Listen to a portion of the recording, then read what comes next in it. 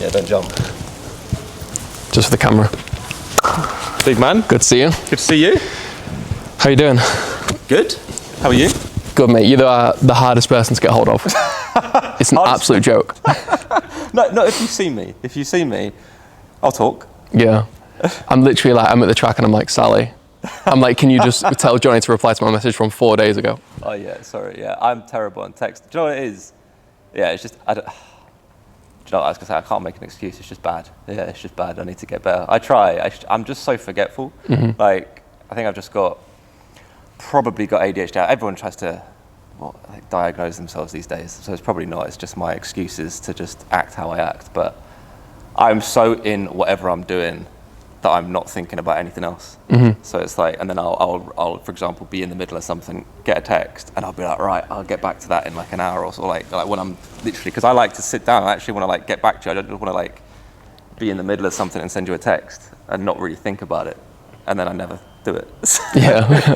Yeah, I'm bad. I'm sorry. I was going to say, because people like probably buzzing that you're posting on socials in the past like month or so, they probably don't realise you don't have WhatsApp, you don't have anything else. Like, well, I had to get rid of WhatsApp. Yeah, I made that call years ago. Yeah, because there's too many. I was like, I'm not even good enough at email and text and call. I was like, I can't have this extra thing. So yeah, I'm awkward. I'm sorry. No, it's cool. Yeah. But yes, how was your session today? What did you do? Good. Yeah, did some 30s on the cones. Just quite technical. I think for me, I've kind of I did 2 races indoors, which was all right. Happy enough. But I had to go back into some technical work just to try and fix some things. But I'm pretty happy with how the last week's gone. So getting there. What's the plan for the year? Run fast. Run fast. Same plan as every year. Yeah. I think obviously we don't know if we've got champs or not yet. You've got Euros, maybe. Apparently by 30th of April. Yeah. We find out. Exactly. So hopefully, it'd be nice if we have them. I'd like them because obviously, I guess in my class I've got Felix and Johannes, like 2 of the best in the world, are Europeans from Germany. So I'd like to challenge those and go in a race with them and be at championships with them at the end of the year. But we'll see what the IPC say. Yeah. What are your thoughts on that, by the way? The whole after the Paralympics, not knowing what the champs was after that, we're now prepping a month away from the season, not knowing if there's a chance. Yeah, I mean, yeah, it's sad. It's sad. Like, I don't like to think about this stuff because it feels. Yeah, I feel like the whole Paralympic movement, to be honest with you, at least, it feels like there's been some backward steps. I think there's been amazing progress on so many fronts, but yeah, I think this is one of the few big backward steps. I think a major organisation needs to think ahead. They need to make sure that the athletes understand what they're going into the season. I don't think this wouldn't happen on the able-bodied side. You wouldn't have a question mark over the championships 5 months before they're about to happen, and it's consistent too. We don't have we got a Worlds next year. We don't know where they are either. So it's the same situation. It's a backward step, but if I'm honest, I don't expect much more from the IPC. So, do you think this is the lowest point Paralympic sport's been since London 2012? I don't think that is a yes or no answerable question. I think it's both. I think there are so many things that you could look at and say it's gone forward leaps and bounds. The fact that, use yourself as an example. If you walked into this building in 2012 and you looked at who was in systems like you're in, like elite able-bodied systems, you'd see about 2. Dan Greaves was one of the only people in this building training in an able-bodied elite system, virtually identical to the Olympians. Fast forwards, 15 years, and we've got pretty much every single Paralympic athlete in this building is in an able-bodied, Olympic-style elite system. It's no longer good enough to just be kind of club level, and I think there's a lot of areas where it has improved. We've got more competitions to a point. There is more structure. We've probably got maybe a similar level of support from 2012. To be fair, it was quite good back then. But there are a lot of instances that have gone worse. I think inclusion, I don't think, has gotten better in competitions. I feel like British athletics, if I'm being honest too, like have made it their job to do segregation over the last few years. It feels like the more we ask these days, the more you get somebody's just going up, that's out of my hands, that's somebody else, and they just pass the buck. You know, I think we were really lucky. You're talking about 2012, we had Peter Eriksson as our head coach. You know, that guy would kick doors down to get us in, you know, and I think I would like more from British athletics. You know, I think they could do a lot more to help. You know, the fact that I've now got to get on a plane to go and find, you know, a competition to race my guys, that wasn't the case 5-6 years ago. You know, we had many. Talk about London Exactly. Diamond League. Yeah, you know, we had London Diamond Leagues. We had Crystal Palace. You know, Brothers race me. Yeah, Crystal Palace in 2011 is an example. That was before 2012. You know, we had Dan Greaves, you know, and Aled Davies guesting in the. I don't think it was a Diamond League at the time. I think it might have been the Golden, one of the Golden Leagues or something. But like a World Cup or something. Yeah, some kind. I can't remember what they were before the Diamond Leagues, but you had Dan Greaves, Aled Davies guesting in the able-bodied discus. You know, I don't know if Aled might have been the shot put, but you had a 200. I think it was mixed. So I was against Richard Whitehead, an above knee amputee, but they had a 200 meter on for us. You know, in the program, and yeah, you fast forward 10 years, and now they mix classes. They go, oh, well, we've got time for 2 races. We don't deal with any of that. You know, the events team passed that over to the Paralympic team. And I understand it to increase opportunities for home athletes, which should be their, you know, prerogative. Is they fill it up with 16 British athletes. But for me, that's not parasport. That's not what parasport is. That's not the advert of what parasport should be. You know, I want to see a race of you and your guys. You know, I want to, you know, have them invited over and watch that one week. I want to watch Sophie Hahn, you know, the T3800, that is a stacked race. I want to watch that race. You know, I want my race to be in there another week. You know, I'd like to see them have the actual official power races and just kind of, I guess, cycle them. But we've all got opinions about how it's done. But overall, in some areas, yes, in some areas, no. Yeah, long-winded answer. Long-winded. So, when you were saying that, I was just thinking. So, Jonnie Peacock. I don't think you've probably realised the impact you had on, or have had on parasport, but particularly the moments you had in 2012. And when you were saying that, I was just thinking, like, when we circle back to now, after 2012, there was athletes coming through left, right and centre. And there's been like a slow drying of that over the years. And I don't know the stats on this, but I'd be surprised how many medals, particularly in track, we're winning with athletes under 25 years old, comparatively to where we were. Why do you think that comes back to what you were saying before about the races and marketing, everything else? Why there's not the same quantity and quality of athletes coming through? Because there's the same amount of disabled people.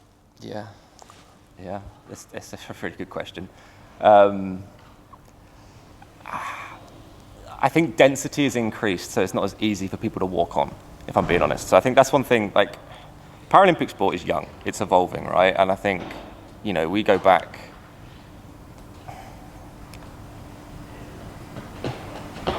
when I was younger, like, and I go, in 2012 when I started, I expected every event, their world record, to just get absolutely obliterated over the next 10 years.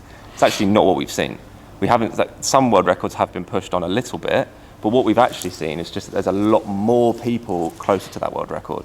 Instead of just having, so for example, in my race, in 2008, there was like one person running sub 11. You know, the world record was 10:91. Yes, it increased, I guess, a fair bit from that, like 3/10, but it's not, I guess that has increased, but... But then equally, I guess, in that gap of time, probably the blade technology probably took a bit of a leap as well. No, that's what I mean, everyone thinks that, but like the blades, in all fairness, like they're well, the blade that was, so for example, what I've run my fastest time on, what Richard ran his fastest time on, what Alan Oliveira ran his fastest time on, what Johannes ran his fastest time on, they've all been around since 2000 and at least 2006. Mm-hmm. Oh, really? Yeah. They've been around for a while. There is a new leg, the one that Felix is on, that was around in 2000. I tested that in 17, 18. So they are new. In all fairness, that's what I was saying. It's actually the systems. Yeah. So it's just the fact that now all of these athletes are training in Olympic systems. You know, Felix is with Steve Fudge, an Olympic coach who is the most successful British coach of all time. He's coached, I don't know, 5, 6 athletes now, sub 10. You know, so it's the fact that we're just seeing that these athletes are now in elite systems getting coached in Olympic ways, and it just so happens that their performances are increasing. You know, my time, I went from 11:47 to 10:85 in 1 year. I didn't change my leg.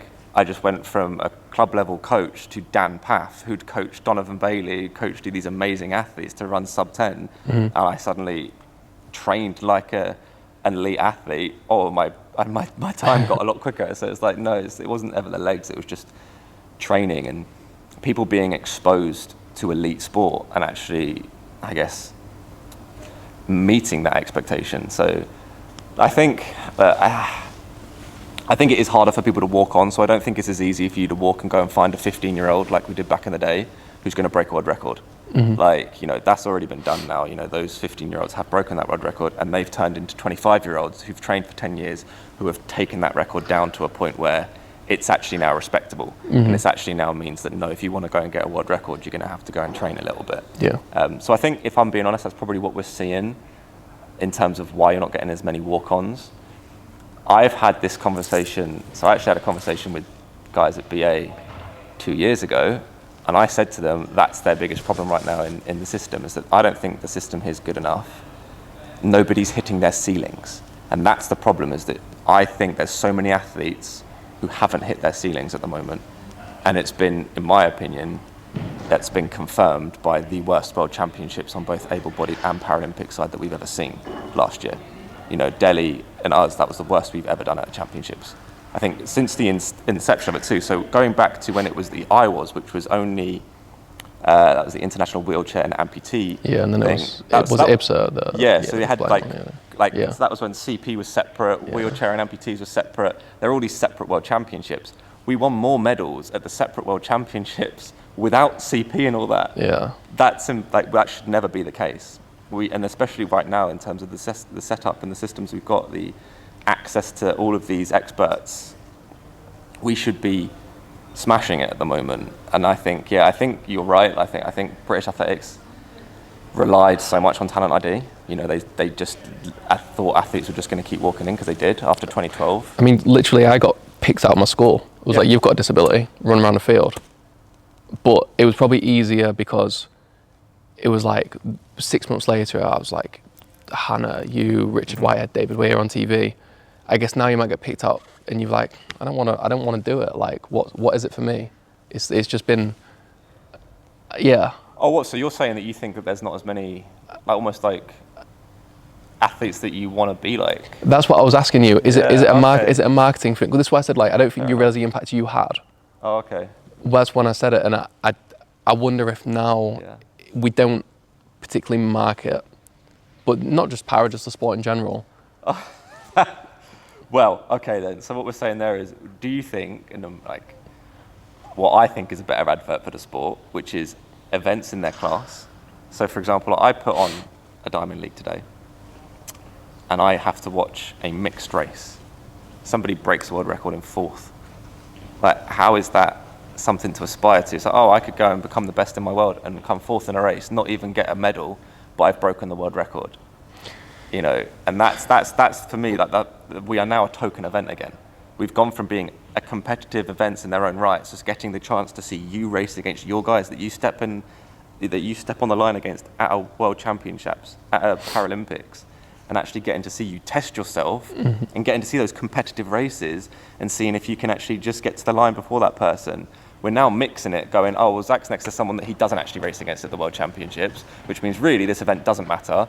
It's just, well done for turning up, well done for being here. Like, we gave you a lane, like, you should be happy, you should be grateful that you've got a lane here, that you got the opportunity to compete in front of this crowd. They'll all clap you over the line and be happy that they got to see you. You know, that's not what sport is. You know, sport is competitive sport. You know, we don't do spectacles, we don't put girls against boys in the sprints. You know, could you imagine, like, for me, there's no difference between putting, I guess, technically me and you in a race together than there is against putting Dina next to... Because it's not a competition. You're not racing. You would never. You don't compete for the same medals. Yeah. You know, for me, so it's like, and again, if you're looking at adverts for parasport, I want to see competitive sport. And seeing competitive sport, I remember Dave Weir, like seeing the 54 800, seeing these guys like falling over, like smashing each other out against the chairs, like true sport. You know, for me, that's what it is. Like seeing like Sophie Hans, like, so I mean, that 38, that 100, they're so stacked every year now. So stacked. Yeah. Different winner every year. Exactly. You know, and I think that's for me, like, it's a race that I'm excited to watch. Like, I think British athletics have turned these events into races that I'm not excited to watch anymore. And that's as a Paralympian who isn't interested into the sport. You know, I am a little bit excited to see you guys individually and to know how you do, but I want to watch you in your race, like do your thing. And yeah, I would imagine that as an advert for Parasport, that would look a little bit cooler than just seeing a bunch of guys that probably get separated by 30 meters by the end of the race. And it turns out the guy who came last, he actually was the best in his. He actually would win a gold medal in the Paralympics. He actually just broke the world record, but none of you know it because. Yeah, I agree. I think even to get into the races penalises people with more physical impairments. The less the impairment, the more chance you have of getting sponsored. The more chance you have, because it's unfortunately how the system is at the moment. But it's the system because they've chosen it to be like that. That's the problem, right? And that for me is like, and what. So a couple of years ago in Oslo, they did 4 or 5 years ago, it was the Race to Zero, like the 8 fastest para athletes on earth, relative-ish. And I almost think that set a bit of a precedent of what it is now been like now, because the model's been copied across all of them. And I don't know if it was like that before that race happened. And at the time, it was like a really cool one-off. But I think now it's a thing where it's like, all right, you can run 10.8, you can run 10.7, get in my race. You run 12.5, 12.5 and a gold medal. It's like, we'd rather have a 5th placer that's running 10.8. Exactly. Which is unfortunately something that I don't know. And also, I think for me, I don't know what you think for like this, but in England, I'm really interested for your take on this, but I still don't know if we've recovered from the Superhumans campaign. How do you mean? Because it was like the Channel 4 Superhumans thing, and it was like put these Paralympians on this massive pedestal, which I think was like amazing for like showing what you can do with a disability. I think it was really bad if you if you didn't become a Paralympian, because it was almost like, well, I don't have these I'm just someone with a disability. I just sit in an office, and it almost discredited every barrier they may come across, because they're not a superhuman for doing it. But these people who can the exact same can just run a little bit faster or push in a wheelchair. But then again, it's like, why do we do that? So this is what I mean. Like, what you're doing right there is you're putting, like, why don't we talk about that on the able-bodied side? Somebody sits there and talks about Usain Bolt as a super freak. Does that now mean that we have to sit there and look at every single able-bodied person who's not an athlete and go, well, what are you doing then? Why is it that disabled people have such an affiliation with the Paralympics, like, more than able-bodied people do? Like, a disabled person sees a Paralympian be talked about. It's like, oh, stop talking about, we're not all Paralympians.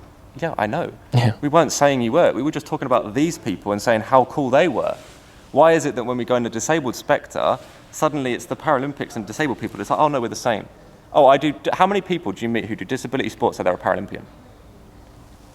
But most people, a lot of them do. A lot of them say, that's what I mean. They go, I'm a Paralympian. Yeah. It's like, you've never gone to a Paralympics. Oh, I see what you say. You Yeah, know what I mean? You say, like, if you do athletics, you'd say I do the Paralympic side. I'm an Olympian. Do you get every single person at a club like who does 100 meters? I'm an Olympian. Yeah. I'm an Olympian. No, it's this affiliation for some reason that people have.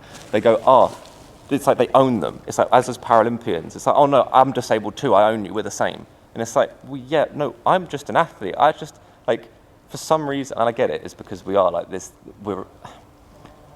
I think what the Paralympics is, it's an advert of what, I think what the Paralympics is basically simply an advert of what is possible.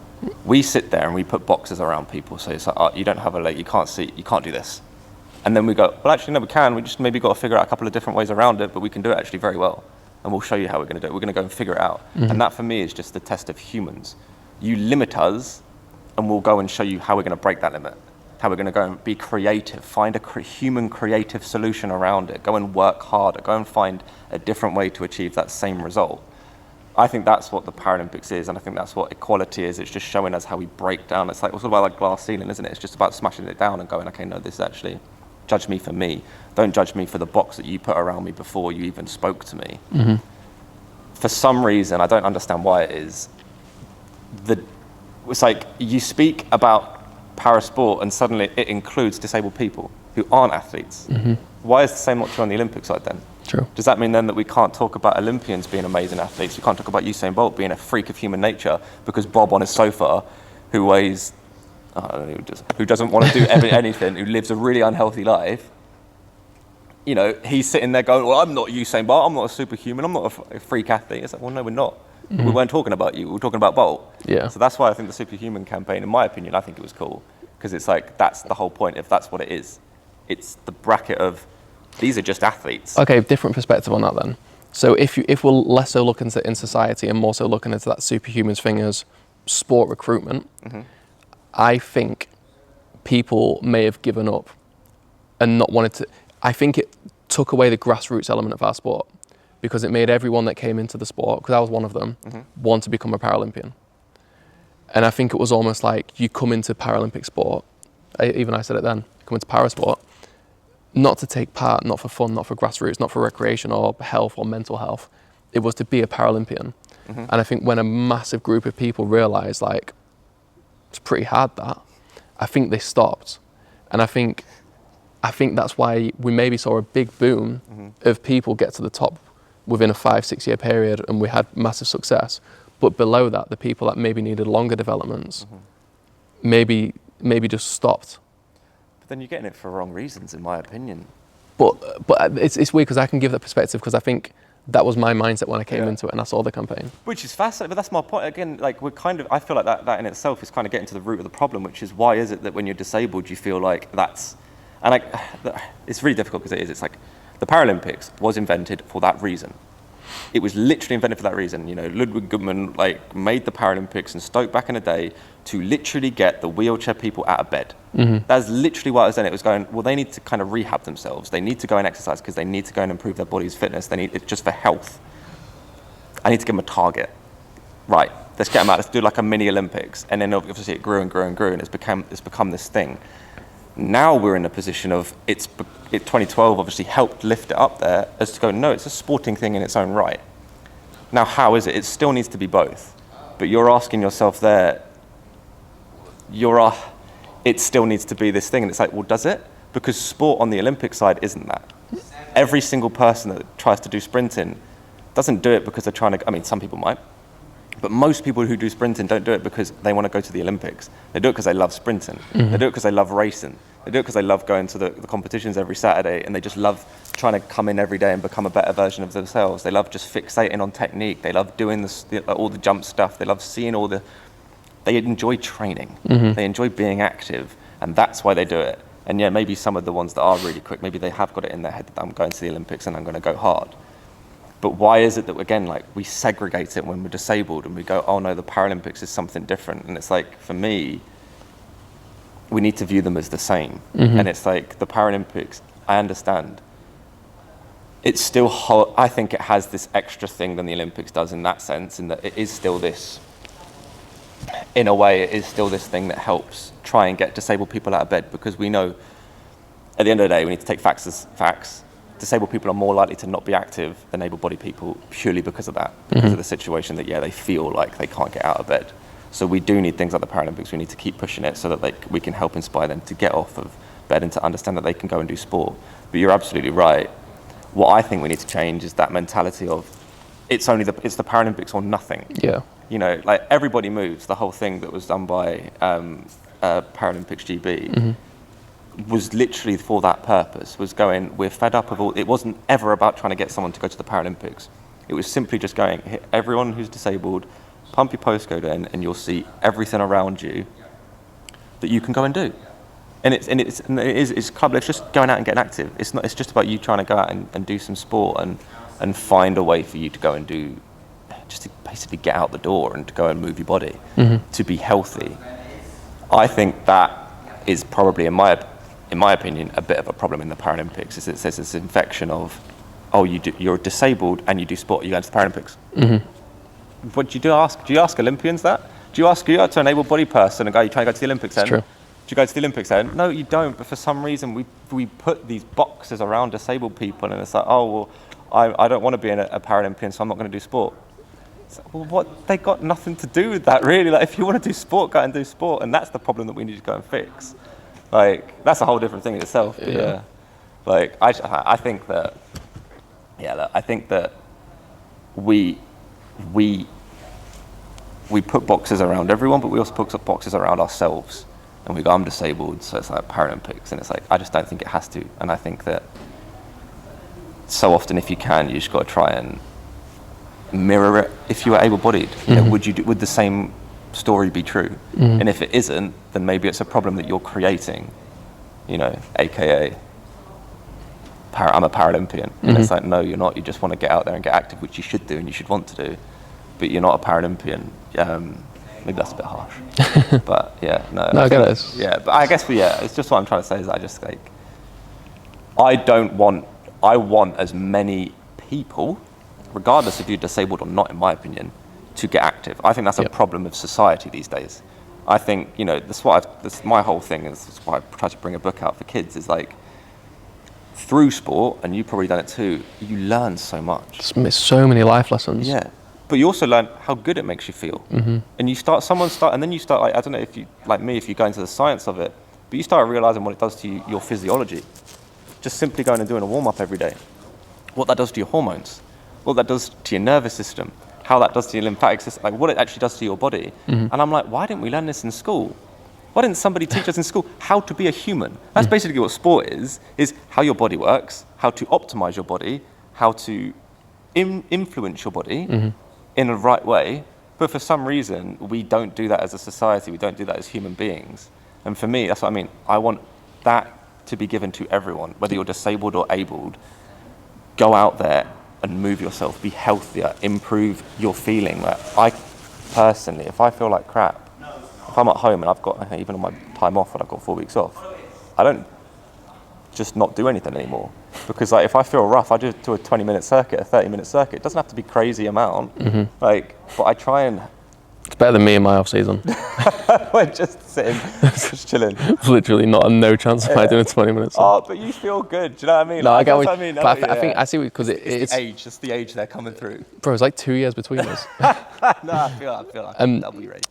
I feel like, I get what you're saying, and I think it is definitely more important for people with disabilities because those core things that you need to develop more, like confidence to like be out, and even like social skills that you may miss out on through when you were younger, to be in like an environment wherever it is, like even playing football or like going for a jog, like even if you're blind, finding a guide runner, just like that you don't know. There's so many ways to like just develop independence and confidence. I guess it's harder though. Sorry, I was gonna say, I guess that is like, that does make it slightly harder. I just want to quickly say, I guess on that is that like, maybe that in itself is the problem that we need to look at, is that like, it isn't the situation that we should look at the Paralympics as being this problem of, we need to stop getting these people. We need to actually go, what is the problem? It's that, you're looking at it like you can't do sport unless you want to do it to the elite level. That's the thing that we need to remove. That's the thing that we need to get out of your head, because it's like, no, you just need to go out and do some sport.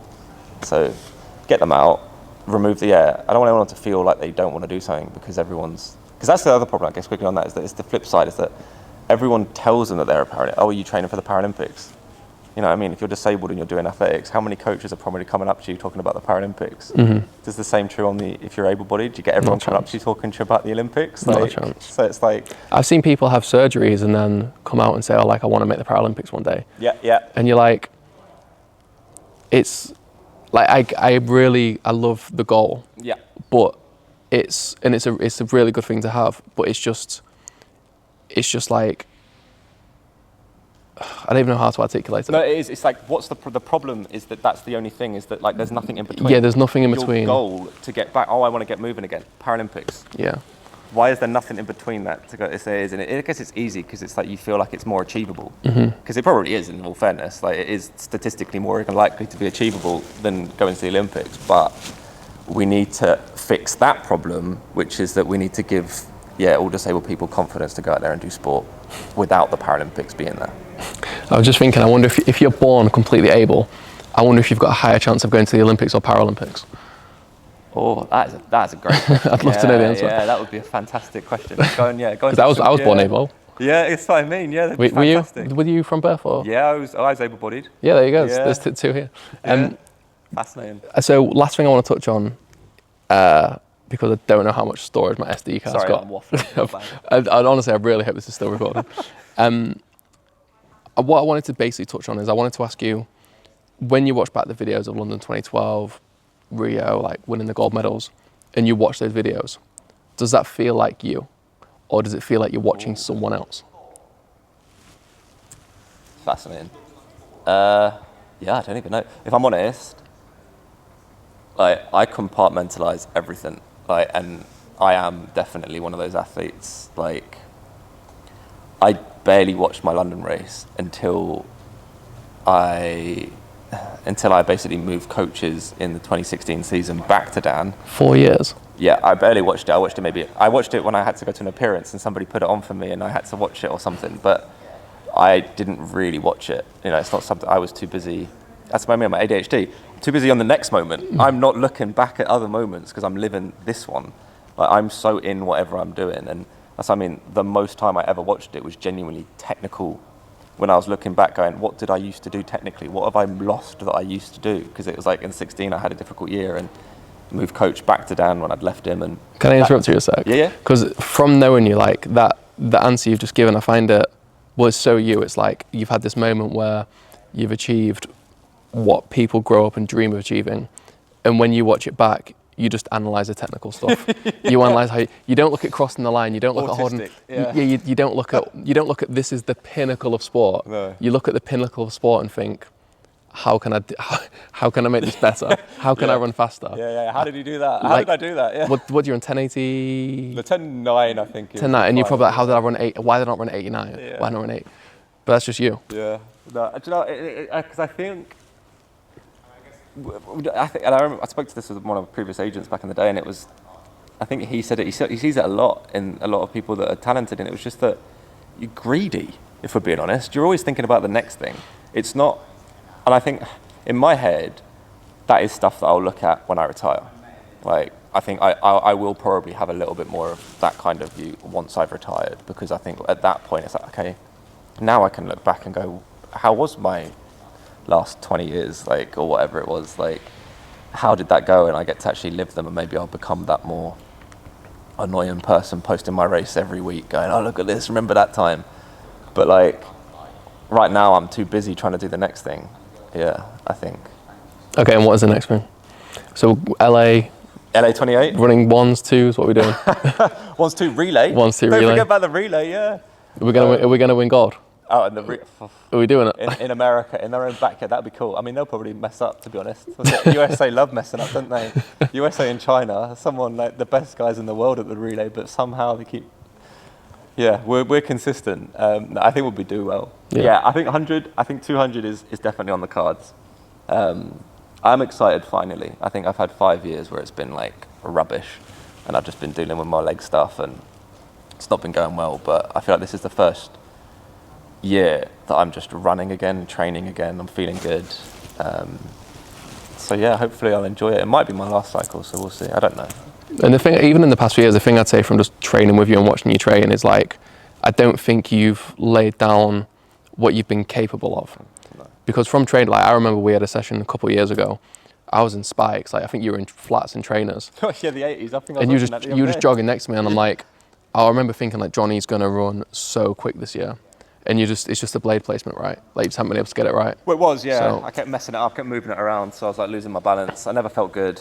I think that was a session. I still remember that, because it was like, but that was about the perfect distance for me. It was like 60s or something. So anything further than that, and I'd have like. Bro, it's perfect for me. yeah. We were running. Perfect partners. Yeah, max velocity is like 4 seconds quicker than me. No, not then. That's what I'm saying. Not then. It was about the same. I hit my top speed at 60 and then just died, or just flapped. That was more. It was just the wheels fell off. I think a lot of it is confidence, and that's what I've realized. Like, sport is genuinely so much about confidence, and like I watch it. That's why I love watching sport. That's why I love watching F1 and stuff. Is like seeing how they will analyze it, seeing how they talk about it. Like last year, watching the F1 thing. I don't know if you followed it, but like Lando, his mentality was fascinating to watch. he like lost his head throughout the middle of the season, and you saw him make this switch, I think, towards the last few races, and he just went back to that, nope, just need to go back to this like sports side of it again. You let everything, all the outside world, like you start listening to it and you start looking at it, and you start like almost looking at yourself in a really different way, and you kind of lose what made you you. And I think that's what happened probably for me in the sprints. I started thinking so much about like other people, about how it was all going wrong, that you just kind of lose your confidence and the doubt. I think that's a huge part. For me, the leg, it is a massive part. I think it's easy to run a good 60. Like, even if your leg's rubbish, it's a lot harder to run a fast 100. Because that next 40 is pretty much where all the races. It's a long way. Yeah. Honestly, I don't think people realise how far 100 metres is. It's my favourite thing. If you do like, I love like we do stuff like whenever you've got camera people and stuff there, when you bring them to the track, they always love to like running. Yeah. You get them to run 100 metres. Oh, it's so fun. It's such a long way. Yeah, they like die. you watch it on TV, and you're like, oh, it's easy. Like it's over in 10 seconds. Yeah, that's it. That's what I love. I feel like that's what I want to see more of. The thing in Australia where they see people seeded and stuff, they're handicapped. I think that's cool. Yeah. The Nitro Athletics ones, or just the traditional stuff? No, like the grass track. That's in Scotland. In Scotland, the Highland Games. Is it the same thing? Yeah. That's what I mean. I love that stuff. But it's like, what I would love to see is, even on the Paralympic side, like, could you imagine they stick like, I think was it BBC guy did it back in the day, did the 60. He just got absolutely smoked. Absolutely smoked. Yeah, and it's like, was that like a under 15s race or something they put on? It wasn't. Yeah, it was like a heat. It wasn't. It wasn't like the fastest people in the world even. Yeah. So, yeah, it is. It's people don't understand how fast you actually are going, and how long it is. Yeah, there's a lot of endurance there, but there's not a lot of endurance there. I'm going to take that back. A little bit of endurance there, a tiny bit. Yeah. It's all technique, and that's what I mean. It's all about flow. If you've got no flow, the wheels are gonna fall off. But yeah, it's been a pleasure, bro. Been good. Yeah, this is gonna be like a 4-part series. This one. Yeah, sorry. Yeah, you got no venue.